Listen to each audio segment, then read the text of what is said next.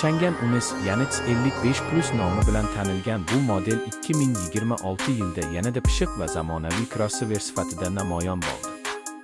Bu avtomobil birinchi marta X55 sifatida bozorda paydo bo'lgan. Keyinchalik esa uni dizayn uslubiga o'tib, tashqi ko'rinishi va texnologiyalari bilan butunlay yangilandi. 2026 yilgi versiya esa aynan shu yo'nalishning eng mukammal ko'rinishidir. Tashqi dizayni juda agressiv va futuristik. Oldidagi katta panjara, ingichka LED farlar va sportcha chiziqlar uni ancha qimmat mashinalarga o'xshatadi.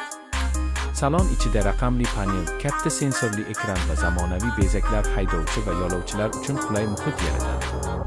Texnologiyalar orasida Adaptive Cruise, xavfsizlik yordamchilari, 360 kamera va aqlli multimedia tizimi bor. 1.5 litrli turbo dvigatel shaharda tejamkor, yo'lda esa yetarlicha chaqqon harakatni ta'minlaydi.